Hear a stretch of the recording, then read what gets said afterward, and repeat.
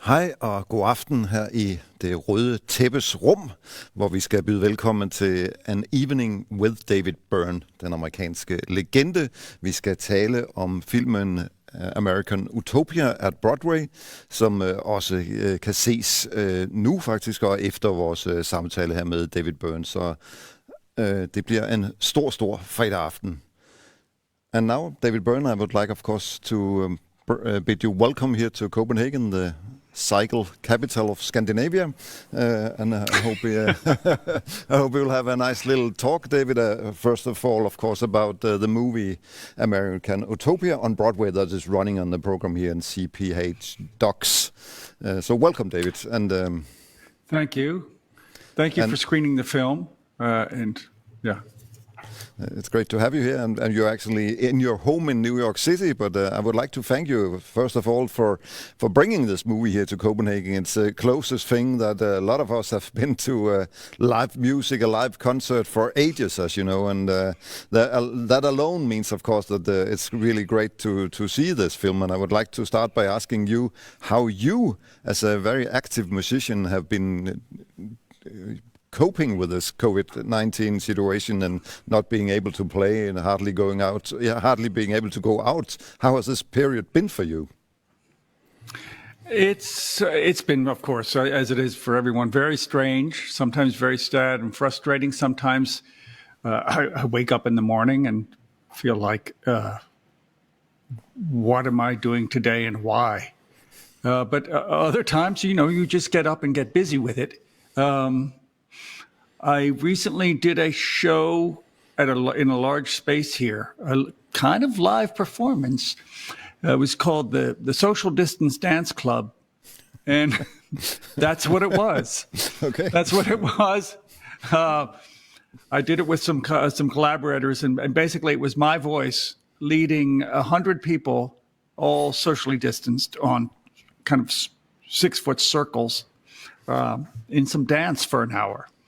It was not a dance class, but it was for all of us. It was the first time we'd gotten together and in a room with that many people and actually danced together. So it was a really cathartic and kind of amazing experience, not having done that for over a year now. Sounds amazing, absolutely. But David, as I said, we will talk a little bit about the movie, and some of us had the great luck of seeing you at the Roskilde Festival in 2018, and of course they're seeing great parts of the show that you now took to Broadway, and together with Spike Lee made a movie out of. Can you maybe actually tell us a little bit about your visions and, of course, the things you've been discussing with Spike Lee about doing this, taking this to the movies, to make a movie out of it? Mm-hmm. The version that was at Roskilde was our concert touring version, which was, let's say, maybe much less storytelling, much less of a narrative arc than what ended up on Broadway and what's in the film. It was the same. It's the same set, the same technology, and the same idea. All of us completely untethered and with no wires. A 12-piece band able to kind of move about the stage wherever we want, because the stage is completely empty. And that's all the same. But in bringing it to Broadway, I realized that unlike, say, the audience at Roskilde, the audience is not going to start dancing after the second song. A Broadway audience is going to want a little bit more of an introduction. Before they're ready to jump out of their seats. So I looked at that as an opportunity to bring out a little bit more of the what I perceived as being the narrative arc in this show. The growth and journey of this character, that would be me, from a kind of very inwardly directed young man. In the beginning of the show, I'm holding my brain in my hand. It kind of lives inside his head. To the end of the show, where he and his friends and small community become more socially engaged with the wider world. So it's that's, as I see it, that's the journey of the film and the show. And it's not told in such direct terms, but I think the audience perceives that.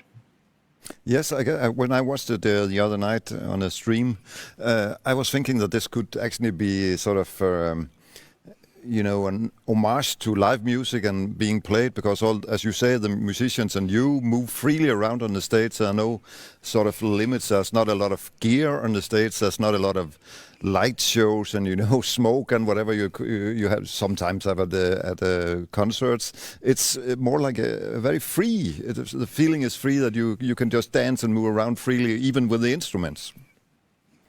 The way it's staged is in some ways more like a dance performance, like a dance theater performance, than it is like a rock concert.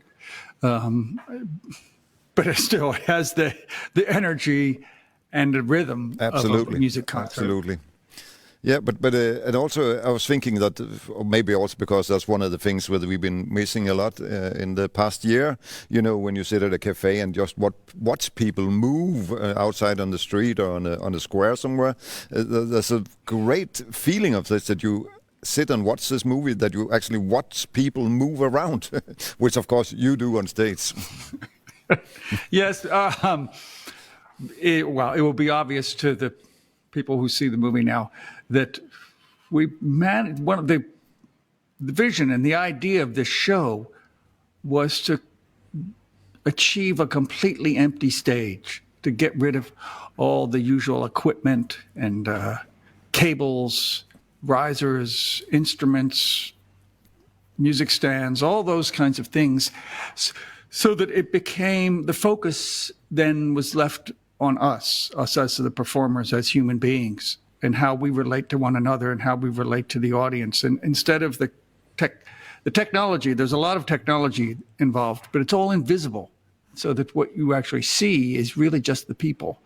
And I thought that's, as I say in the film at one point, that's kind of the strength of the show, because that's what we as humans find more interesting than technology or gadgets or smoke or lights, is looking at other people, whether it's on the street or on a stage.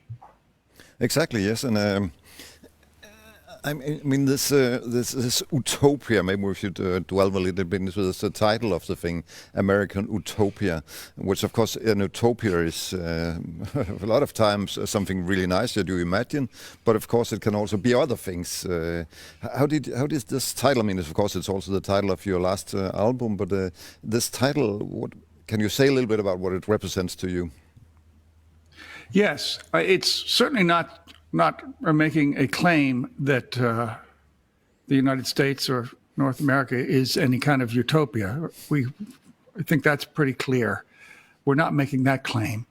I think we're alluding to the fact that of what is possible, what's possible, and with us as people who our desire is to live together and find a better way of living together.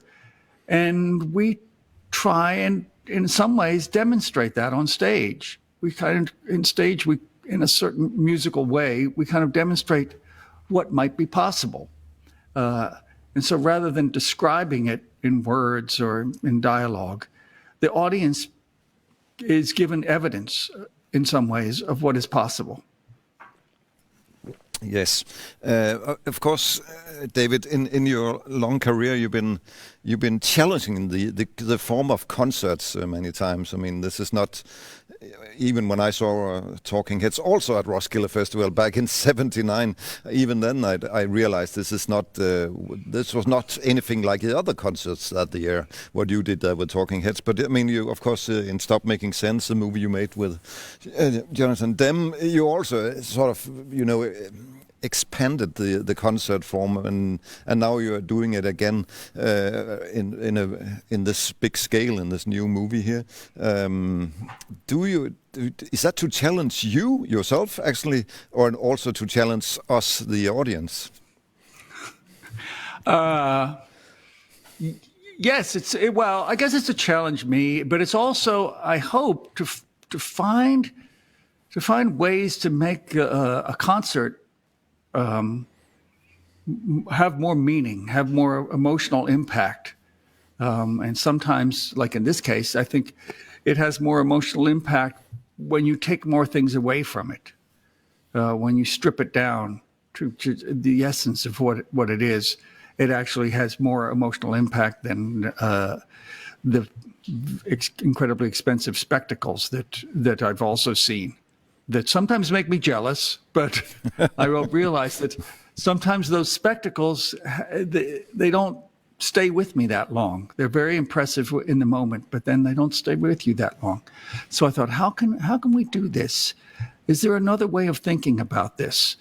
I got inspiration from other artists. I think some years before, I saw a show by Kendrick Lamar, the rapper, and I think it was just him and maybe an MC, a musical kind of guy with a laptop on stage, and that was it. And I thought, wow, look, he doesn't have a band. I have a band. I like to have the music be live rather than on a laptop, but that is really amazing, the fact that the whole stage is empty. And other people have done that as well, whether Kanye West and other people. And I thought, I wonder if there's a way to translate that kind of intimacy where you really are sensing that person, that kind of intimacy, into a situation where there are live musicians and it's not just a playback of tracks. So that was something that took at least a year to develop that. Wow. Cool.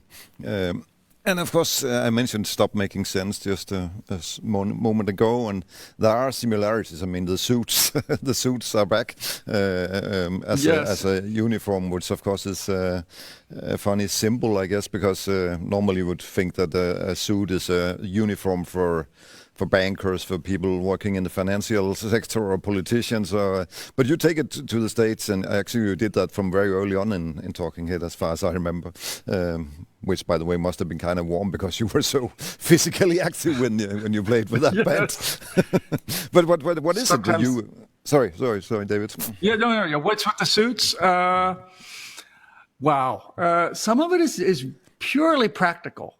I thought, I want everyone to look the same. I don't want the show to be about the kind of costumes of this one or that one or the other one performer. Then it becomes this competition of who can wear the most arresting outfit. And I also don't, there's lots of groups who play more or less in their street clothes.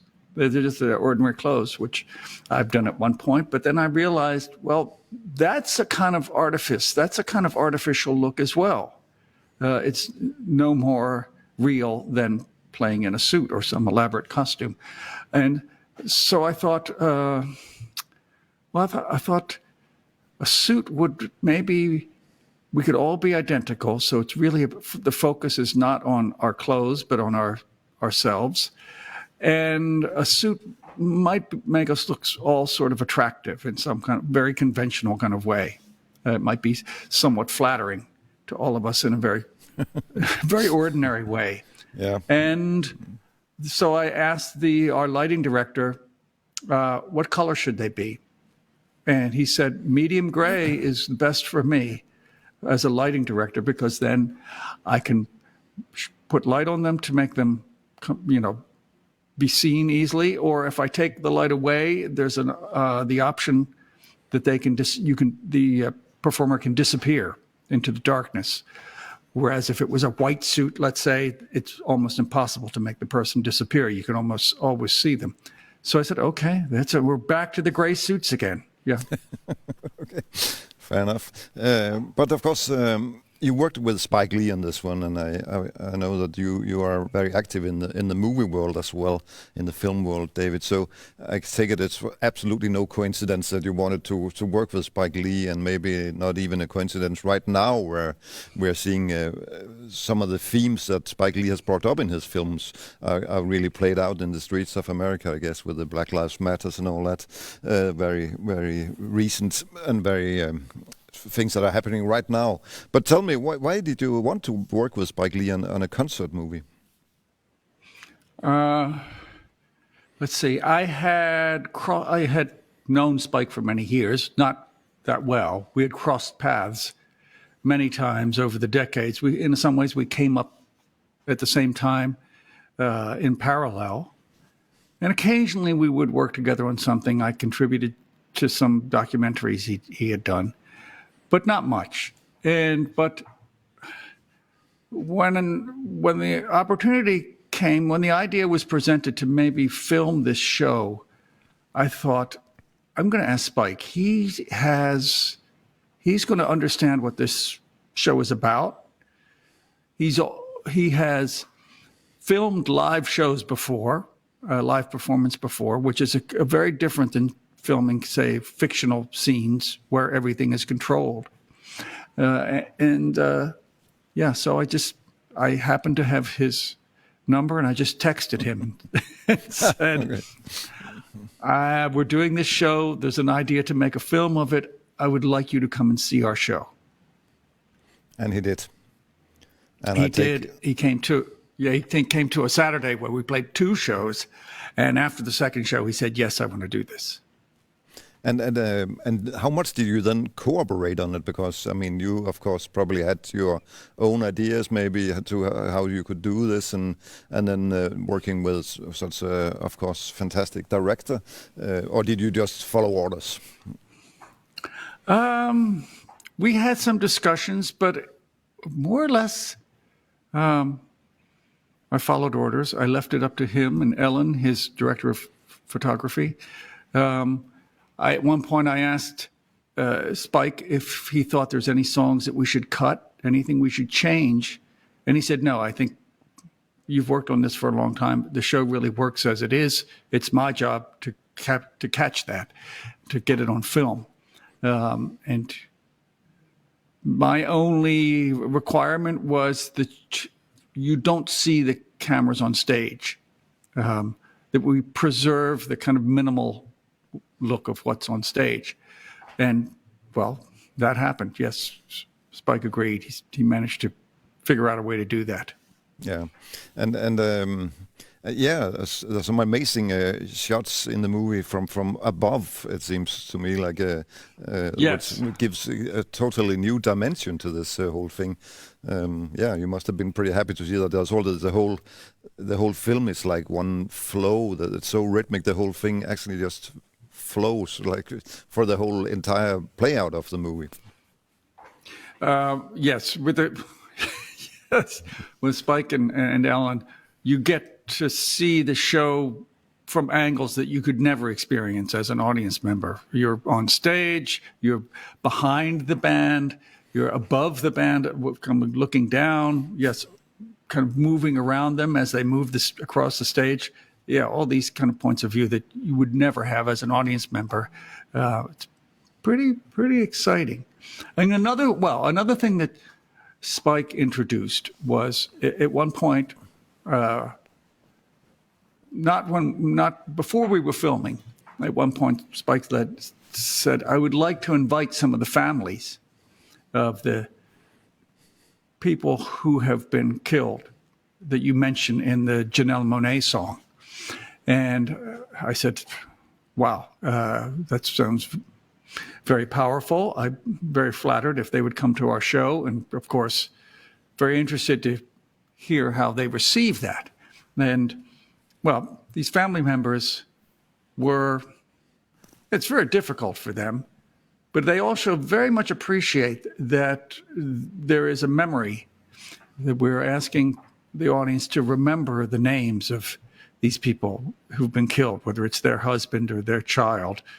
And then Spike proposed the idea that we actually have them on stage holding pictures of their loved ones who've been killed at some point. And I said, oh my God, this is going to be very, very powerful. And it was. Yeah, and it was. Yes, because in this film, David, you don't exactly hide that that there's also some political messages.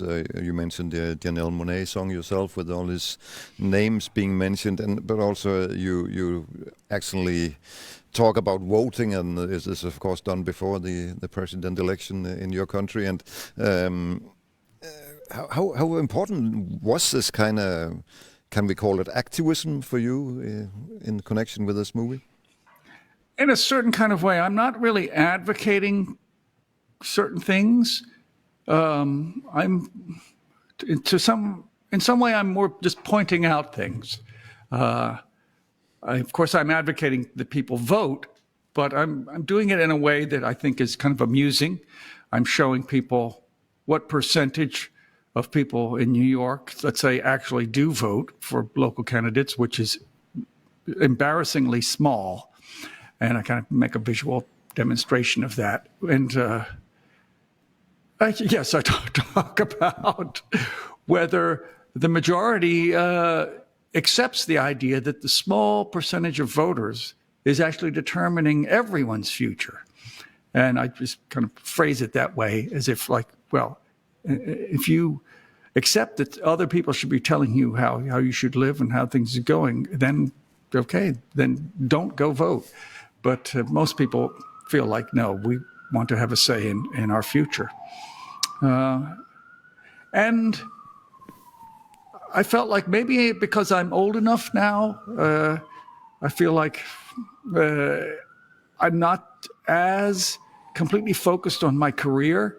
My career is in some ways kind of established, so I can address these kinds of things without fear.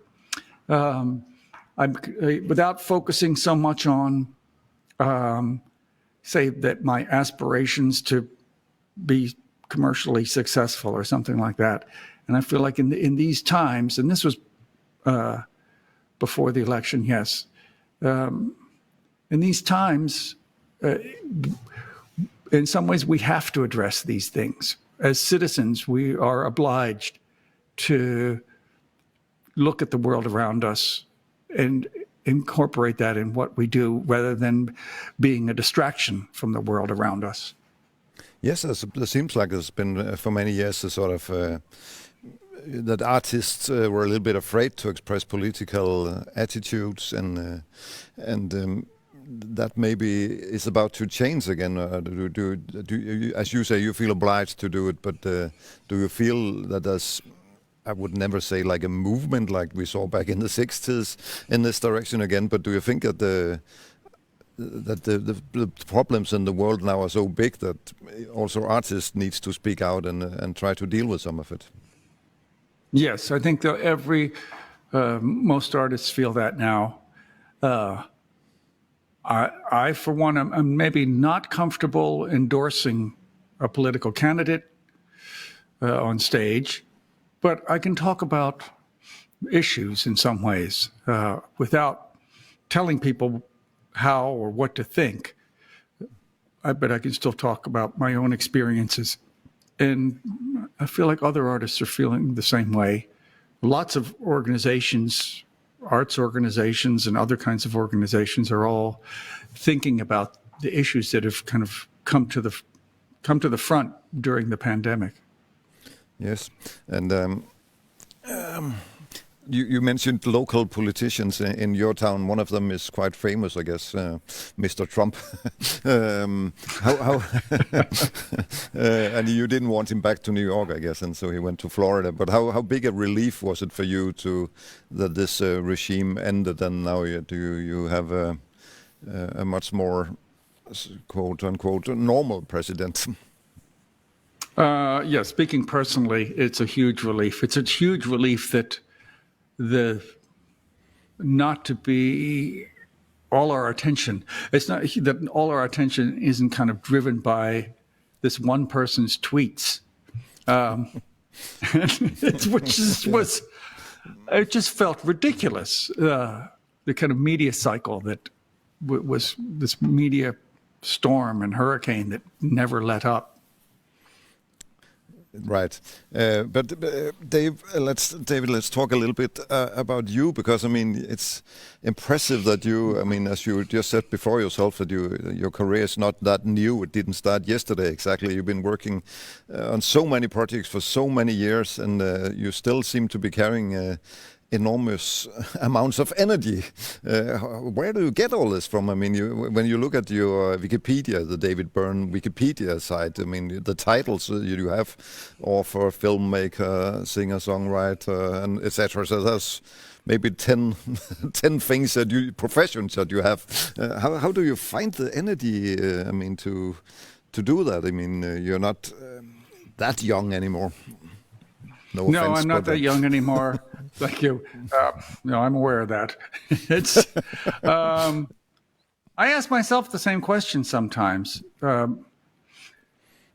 Sometimes I thought, well, maybe it's a lack of a social life. No, but I do have a social life. I have friends, and I actually do see people and have dinner with people and things like that. A lot of, some activities happen very gradually. I can have maybe 3 or 4 projects on the stove, but some of them may never get cooked, and other ones take a long time. So it's not like I'm busy with them all the time. And as far as the variety of things, I took inspiration from artists and musicians and all sorts of people that I'd seen in the 20th century, let's say, when I was growing up. And I saw that there were artists who made films, and there were musicians who wrote books, or all sorts of things. The politician Stacey Abrams writes romance novels, which I haven't read, but yeah, okay. I thought people don't have to stay inside their kind of their box. They can find whatever is the appropriate medium to express what it is they want to say.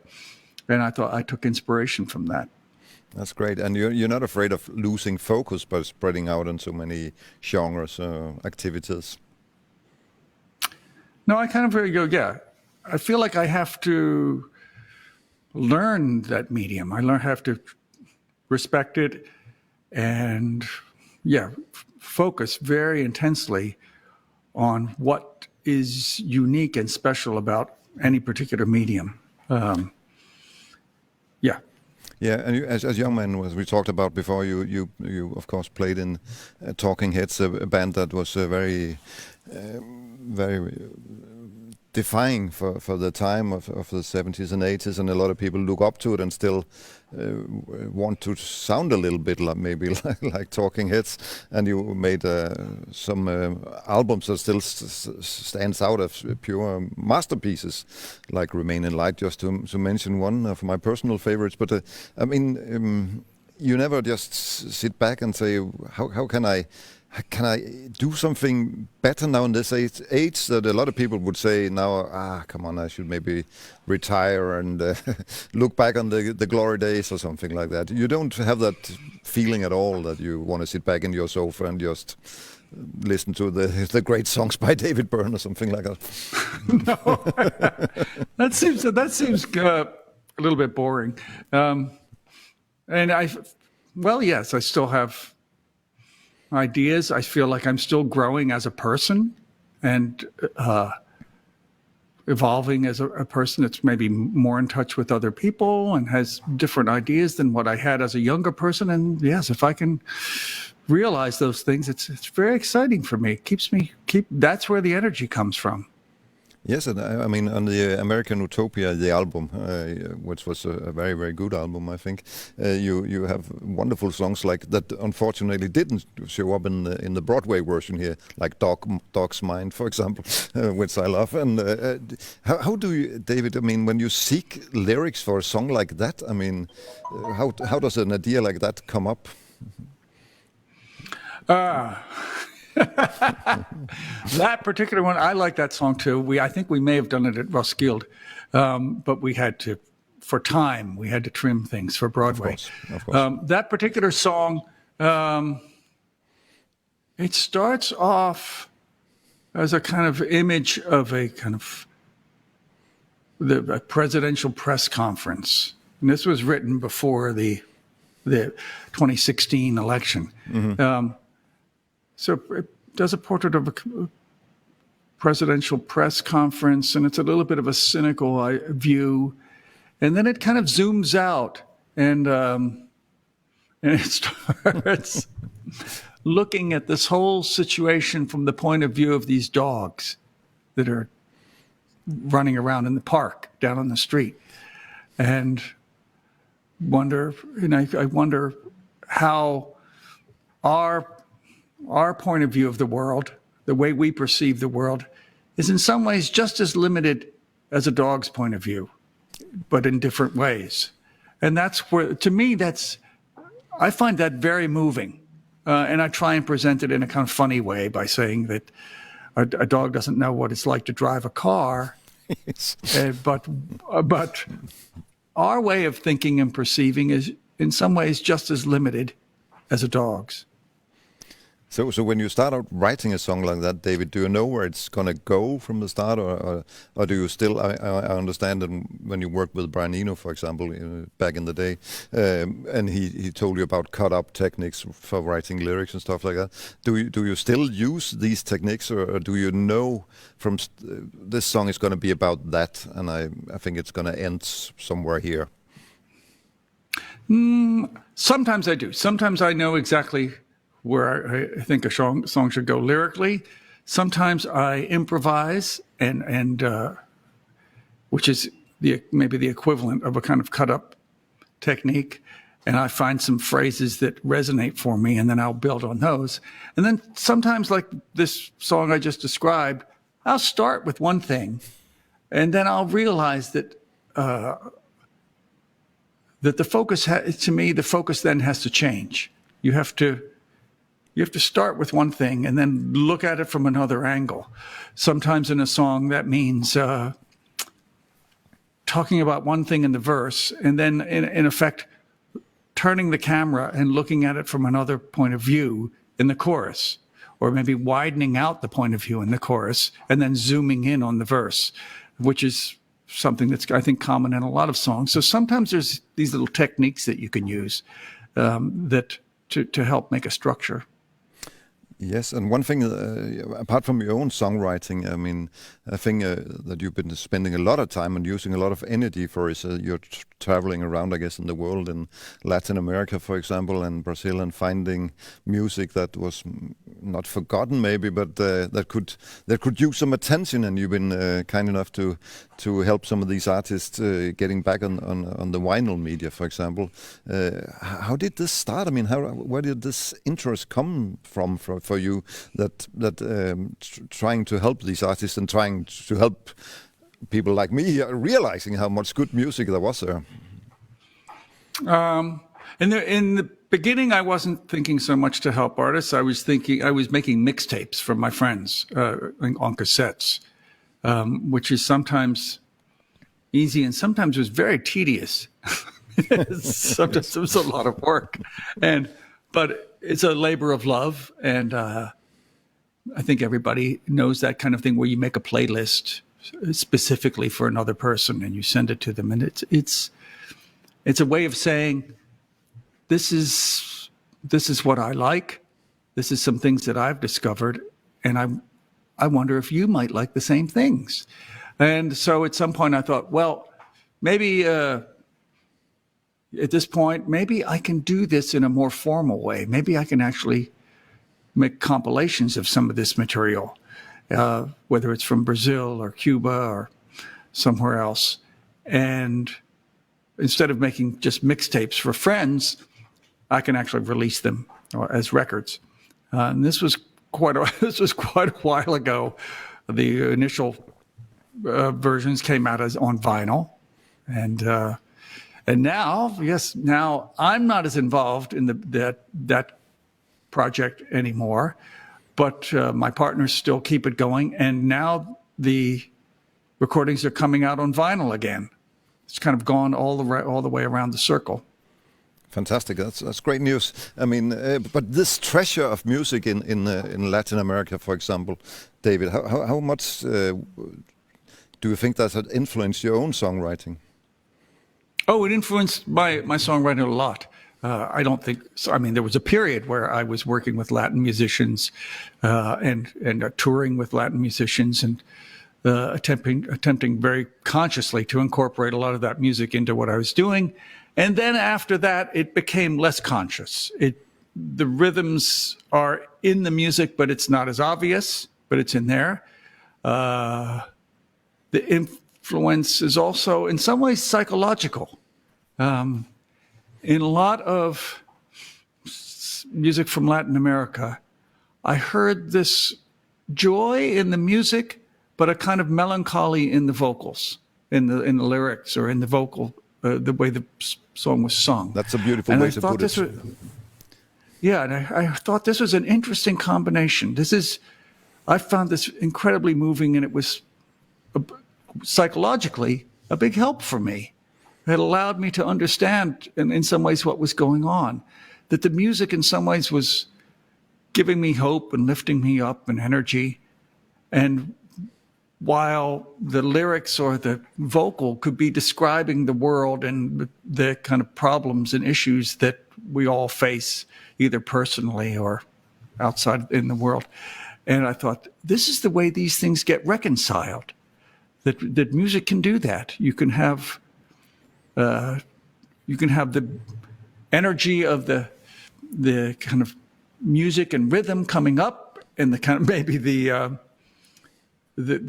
what's being sung about coming down, and they create a kind of balance.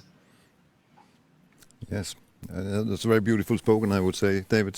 Thank you. And another subject that you've been taking up in recent years, I noticed in interviews and stuff, that you've been talking about Asperger's and your own sort of diagnosis with that quite openly. And tell me, quite honestly, is that also a big source of the energy you got that you can use this to go into your own space and stay really focused and get all this crazy amount of work done? Yes, there's a certain aspect that's as other people have said, that's kind of a superpower. But I'm much less kind of inclined in that way than I used to be as a younger person. That's often what happens, that people with kind of a mild bit of this sometimes grow out of it, and I think I did that to a large extent, but also with the help of music and the help of the kind of people around me. I became more comfortable with people, more comfortable talking and being social with people. But it's also true that, yes, when periods when I was not so comfortable being social with people meant that I could focus intensely on whatever work I was doing. And I had no problem with that. I had no problem, say, not going out, but staying home and kind of working on music or whatever else I was doing, which, yes, ended up being fairly productive. So did you ever feel you had a need to, for example, the people you work with in Talking Heads, that you had to go back to them and say, I'm really sorry for being who I was then, or how bad were you as a partner, you think? I think they just thought I was fairly peculiar. I know that in the past, sometimes, and I think this is fairly common, and other people have experienced this, that there were periods where I was maybe more aggressive and belligerent and uncompromising in working with other people than I had to be. I felt like my vision of how I imagined something had to be would be compromised if I kind of collaborated too much. And now I realize that no, you often get more closer to what you're trying to do if you are open to working with other people. So it's actually amazing that you lasted that long with the Talking Heads. Or it is kind of amazing, yes. I mean, and of course, a lot of old rock bands, turn to make comebacks tours and all that kind of stuff, or make another album or something like that. That was never part of your thoughts, I guess. No, I've been very busy, kind of with lots of things that I've been doing, and that seems a bit risky. I can't think of very many of those reunion projects where you really feel like it was justified. No, that's right. That's very true. But I mean, David, of course, I had to ask you here we're starting to approach the end of our conversation. But I mean, what are you working on? I mean, it's of course some time ago since you finished this movie, and of course also the album is, I guess, 3 years old now. So what's happening in your life right now? In my life right now, your professional life, okay? Yeah, my professional life. I'm hoping that the project I described earlier, the Social Distance Dance Club, I'm hoping that we can get that to run in other cities, we can tour that around in some ways, although it's very difficult to do it now. But it was created as something that can happen now in a way that's safe and but allows people to be together. So I'm kind of hoping that we can do that. And then I'm working on some music. There's music for a song for a film and something for a TV show and this and that, these odd things. Of course, very little that's really big right now. It's kind of hard. I'm certainly not planning any tours at the moment. You don't feel like touring after when we get over this pandemic thing. You don't feel a big urge to go back on the road or something. There's talk of coming back, bringing the Broadway show back in the fall, but that will all, of course, depend on regulations and how safe people feel. Yeah. Did you get the vaccine, by the way, yourself? Yes, I'm old enough I can get the vaccine. Great, that's the only advantage of getting old, I guess. But David, tell me how I mean, living in New York City, I mean, this big pulsating evil city. How do you look at it yourself? Do you have any plans of moving away from there when you get really old, or do you want to be in New York for life? I have a curiosity about a kind of, off the grid, sustainable kind of place, but of how that could work, just as an experiment. But I stayed here for the last year. Some friends moved away. Some friends have houses in the country and they moved there, and other people bought houses in the country. Yes, a lot of people felt that the things that made New York special, the kind of social interactions and professional interactions, had all been taken away from them in the last year. And so they wondered, why am I here if I don't have those things? But I think they're slowly coming back. Those things are slowly coming back. So are you, I guess. You want to stay there. This is your city. So far, yes. Yes. You never had any plans. I mean, you are actually born in Scotland, I understand, and you never thought of going back there and try to live in the Scottish mountains. Yeah, I know the Scottish mountains are pretty rough. Yeah. That's pretty rough. It's really beautiful, but kind of tough. When last summer, to me, the summer was not so bad because I would get together with the band and some friends. We'd go for long bike rides and explore the city. We'd go to parts of the city we had never been to before, and the weather was good, and we could stay distanced. But the winter was hard.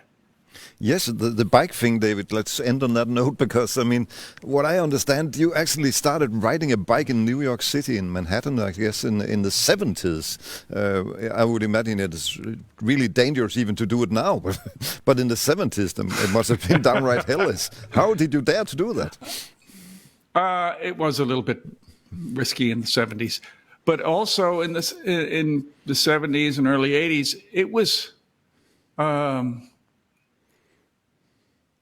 an easy way to get around downtown. It was harder to find taxis downtown. They didn't always come to the East Village in those days. So if you wanted to go to an art opening or see some friends and have dinner and maybe go hear some music, getting around on a bicycle in those days was actually very efficient. And so I thought, this is. And then now there's a lot more bike lanes and bike parking and bike sharing and all this kind of stuff. It's changed a lot. It's not Copenhagen, but it's changed a lot. You never had an accident then? I did. I had a couple of not bad accidents. Good to hear. One time I had been drinking. And that's a bad idea for everybody, I guess. Yeah, it's a bad idea. Even in Copenhagen. And I tried to turn around on a cobblestone street and went down. Okay. Yeah, but it's okay.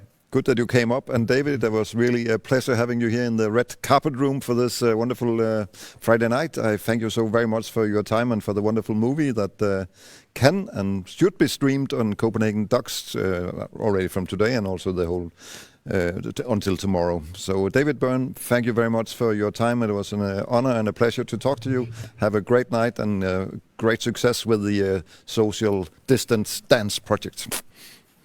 Thank you for showing the film, and thank you for the talk. Thank you, David, and be good. You too.